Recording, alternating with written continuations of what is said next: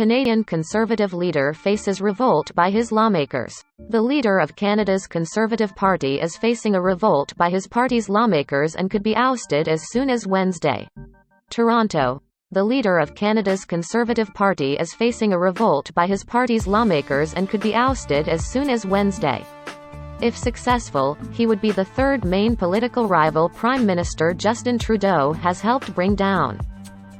Conservative leader Erin O'Toole, who angered some by trying to move the party more toward the centre, said late Monday that lawmakers of his party have a choice between extremism or inclusion that better reflects the Canada of 2022. "I'm not going anywhere," he said. "It's time for a reckoning. To settle this in caucus. Right here, right now, once and for all. Canada needs us to be united and serious." He said the choice is anger versus optimism and he will accept the result of the vote.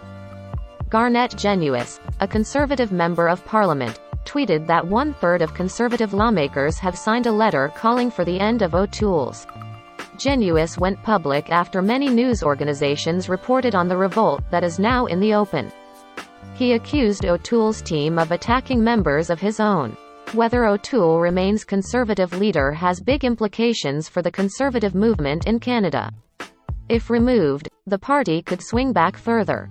One of the leading candidates to replace him, Pierre Poilievre, met with anti-vaccine truckers who were protesting in Ottawa.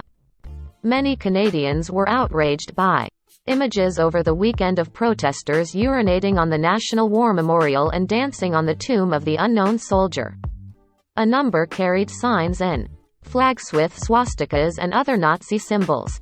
Just talked with hundreds of cheerful, salt of the earth, give you the shirt off their back Canadians at the trucker protest. They choose freedom over fear, Poilievre tweeted. O'Toole advertised himself more than a year ago as a true blue conservative.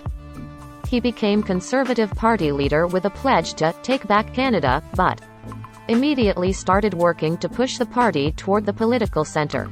O'Toole's strategy, which included disavowing positions held dear by his party's base on climate change, guns and balanced budgets, was designed to appeal to a broader cross-section of voters in a country that tends to be far more liberal than the United States.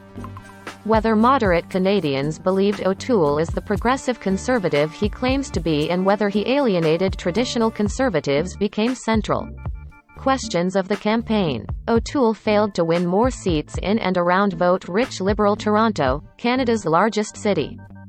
Trudeau bet Canadians didn't want a Conservative government during a pandemic and voiced the concerns of Canadians who were upset with those who refused to get.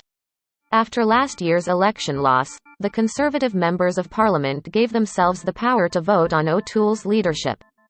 In correspondence to Conservative lawmakers Monday evening, Scott Reid, chair of the Conservative Party caucus, said the notice he received was valid and more details would follow on when a leadership vote would happen.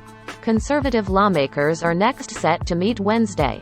A vote on the leadership of O'Toole, whose office did not immediately respond to a request for comment, would happen by secret ballot. Alberta Conservative lawmaker Bob Benzin, who supported O'Toole previously, said the leader has flip-flopped on party policy and that it is time for party lawmakers to decide his fate. Mr. O'Toole campaigned in the leadership contest as a principled conservative voice that unite the party. However, since Mr. O'Toole assumed the position of leader, there have been numerous instances of flip-flops and questionable judgment, Benzin wrote. He listed O'Toole's failure to stand up for the rights of Canadians during the pandemic as one of the problems. "I feel that the Conservative caucus has given Mr. O'Toole more than enough chances for a course correction to resolve the concerns of many of the grassroots members of our party," Benzin wrote. In consideration of Mr. O'Toole's record as leader, I believe a caucus leadership review is the only way to avoid a dangerous split in the Conservative Party that may not be repairable.